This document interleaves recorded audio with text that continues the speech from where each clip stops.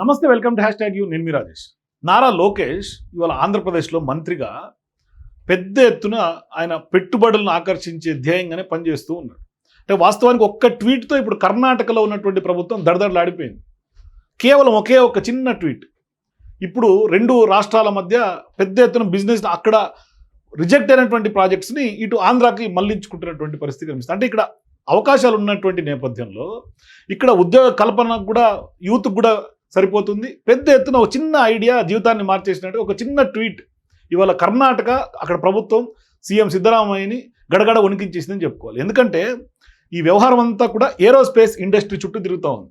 ఇప్పుడు ఆంధ్రప్రదేశ్లో ఇప్పటికే క్వాంటమ్ వ్యాలీ ఏదైతే అమరావతిలో సీఎం నారా చంద్రబాబు నాయుడు గారు కొంత ఇంట్రెస్ట్గా ఒక ఫ్యూచర్ యూత్ కోసం, ఫ్యూచర్ జనరేషన్స్ కోసం దాన్ని క్రియేట్ చేస్తూ ఉన్నారో, ఇప్పుడు ఏరోస్పేస్ ఇండస్ట్రీని కూడా అంతే రీతిన ఆంధ్రప్రదేశ్లో నెలకొల్పేందుకు చాలా క్రియాశీలకంగా పావులు కదుపుతూ ఉన్నారు. సో ఈ నేపథ్యంలో గతంలో ఆయన ప్రభుత్వంలో ఉన్నప్పుడు కూడా అనేక ప్రాజెక్ట్స్, ఇప్పుడు అనంతపూర్ ఉమ్మడి జిల్లాకు అప్పట్లో కియా ఫ్యాక్టరీ ఇవాళ నిజంగానే ఒక వరం లాగా ఆంధ్రప్రదేశ్ అనంతపూర్ జిల్లా కియా ఫ్యాక్టరీ మారింది. అక్కడ చాలామంది ఉద్యోగాలు, పెద్ద ఎత్తున స్థానికంగా ఎంతో డెవలప్మెంట్ అక్కడ కియా ఇండస్ట్రీ రావటం వల్ల జరిగింది. ఇప్పుడు అటువంటి వ్యవహారంలోనే ఇప్పుడు ఏరోస్పేస్ ఇండస్ట్రీని కూడా అనంతపురం ఉమ్మడి జిల్లాకు తీసుకొచ్చే దిశగా నారా లోకేష్ అడుగులు వేస్తూ ఉన్నారు. ఏంటి అక్కడ జరిగినటువంటి వ్యవహారం ఏంటంటే, వాస్తవానికి కర్ణాటకలో ఒక రకంగా చెప్పాలంటే అక్కడ భూములు పెద్దగా లేవు, నిల్లని చెప్పాలి. ఇక్కడ భూములు అందుబాటులో ఉన్నాయి.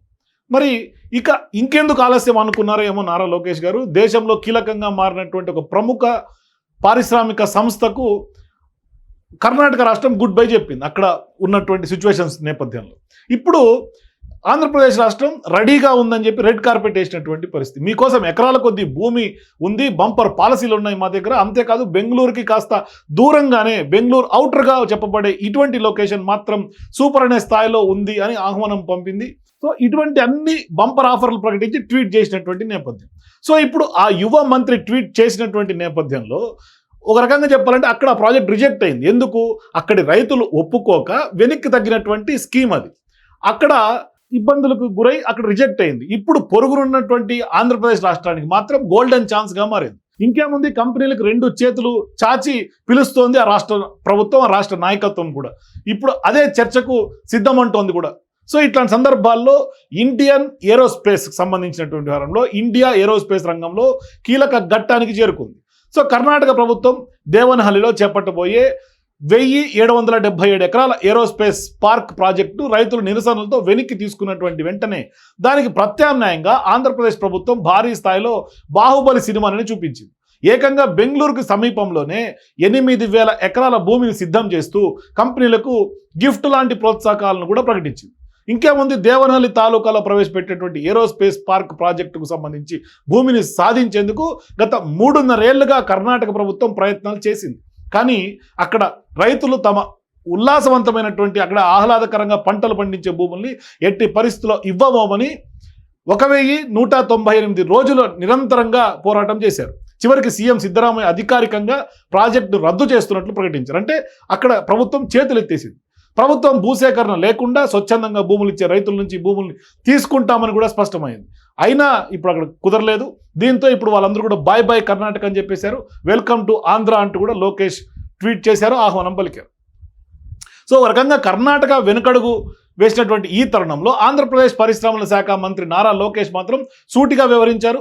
చాలా క్రిస్టల్ క్లియర్గా ఒక ట్వీట్ పెట్టి ఆహ్వానం పొందారు. ట్విట్టర్లో ఓ పోస్ట్ ద్వారా ఏరోస్పేస్ రంగ సంస్థలకు బహిరంగంగా ఆహ్వానం పలికారు. ఏమని ఆయన ట్వీట్ చేశారంటే, సో ఆయన ట్వీట్ క్లియర్గా కనిపిస్తుంది. Dear aerospace industry, sorry to hear about this. I have a better idea for you.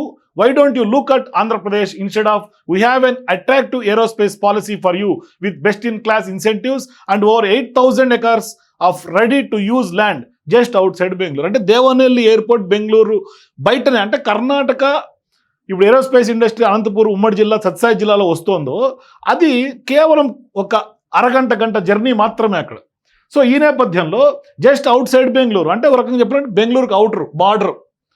Hope to see you soon to talk across the table. అంటే దీని మీద డిస్కషన్స్ జరుపుతాం, మేము ఇక్కడ బెస్ట్ పాలసీస్ ఇస్తున్నాం, 8000 ఎకరాల ల్యాండ్ రెడీగా ఉంది, మీరు ఓకే అనుకుంటే అక్రాస్ ద టేబుల్ కూర్చొని డిస్కషన్స్ చేద్దాం, బెస్ట్ పాలసీస్ మీకోసం ఇస్తాను, మీరు రండి అంటూ కూడా రెడ్ కార్పెట్ వేసినటువంటి పరిస్థితి. దీంతో ఇప్పుడు ఒక రకంగా చెప్పాలంటే ఈ ట్వీట్ చేసిన తర్వాత అక్కడ రాజకీయం ఒక్కసారిగా వేడెక్కింది, కర్ణాటక వాళ్ళ గుండెలో దడబుట్టింది. సో ఆ ట్వీట్ ఇప్పుడు ఆంధ్రప్రదేశ్లో ప్రభుత్వ ప్రోత్సాహకాలు అన్నీ కూడా చెప్పేసింది. సో బెంగళూరుకు దగ్గరలోనే 8,000 ఎకరాల భూమి ఉందని, లేపాక్షి మడక్సిరాకు సంబంధించినటువంటి ప్రాంతం బెంగళూరుకి కేవలం గంట పాటు దూరంలోనే మనకు వెళ్ళిపోవచ్చు, అంటే కేవలం 1 అవర్ ట్రావెల్ డిస్టెన్స్ ఉంటుంది అక్కడ. ఇక్కడే ప్రస్తుతం ఆంధ్రప్రదేశ్ ప్రభుత్వం కూడా ఏరోస్పేస్ పార్క్ కోసం భూమిని సిద్ధం చేసింది. అంతేకాదు తక్కువ సమయంలో నిర్మాణం ప్రారంభించేందుకు కూడా అవసరమైనటువంటి అన్ని మౌలిక సదుపాయాలు అక్కడ, దానికి పవర్ కానీ, రోడ్డు కనెక్టివిటీ కానీ, అట్లాగే హ్యూమన్ రీసోర్సెస్ ఇప్పటికే అక్కడ లభ్యంగా ఉన్నట్టుగా మనకు స్పష్టంగా తెలుస్తోంది. సో ఇప్పుడు ఏరోస్పేస్ రంగానికి అత్యుత్తమ విధానాలు కలిగినటువంటి పాలసీని కూడా ఆంధ్రప్రదేశ్ ప్రభుత్వం ఇప్పటికే రూపొందించింది. సో ఏరోస్పేస్ ఇండస్ట్రీని అక్కడ తీసుకురావాలని ఒక పెద్ద సీరియస్ లక్ష్యం పెట్టుకొని ఆ లక్ష్యం కోసమే ముందుకు సాగుతూ ఉన్నారు.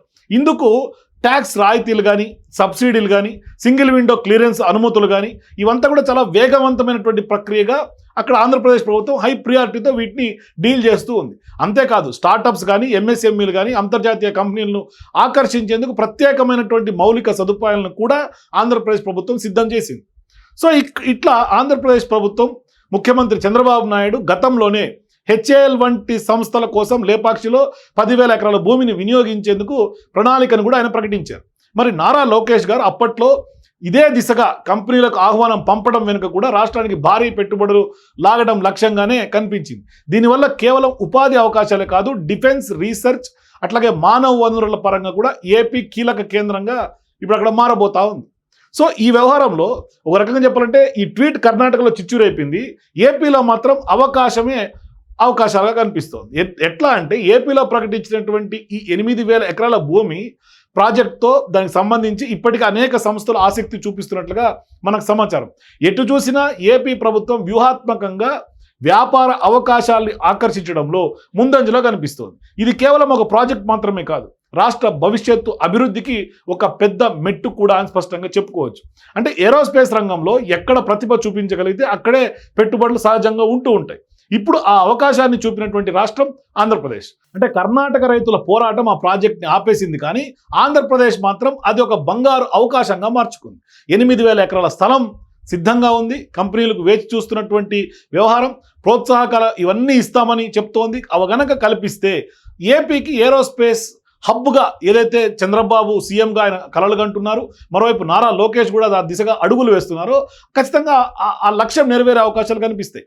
సో ఇప్పుడు నారా లోకేష్ గారు ట్వీట్ చేసిన తర్వాత ఆ ట్వీట్కి ఎమ్మటే కర్ణాటకకు చెందినటువంటి కేంద్ర మంత్రి తేజస్వి సూర్య గారు కూడా ఒక ట్వీట్ చేశారు. అంటే నారా లోకేష్ ట్వీట్కి రీట్వీట్ చేశారు. This is how business is attracted, industry is welcomed and jobs are created. Hope Karnataka government learns from Nara Lokesh గారు అండ్ కరెక్ట్ ఇట్స్ కోర్స్ అంటూ కూడా తేజస్వి సూర్య కూడా నారా లోకేష్ గారిని ట్యాగ్ చేస్తే ఆయన రీట్వీట్ చేశారు. అట్లాగే CM Siddaramaiah must show political will to establish this aerospace park in Bengaluru, must show political will to establish this aerospace park in Bengaluru. అంటే సిద్ధరామయ్య గారికి కూడా ఒక మెసేజ్ ఇచ్చారు.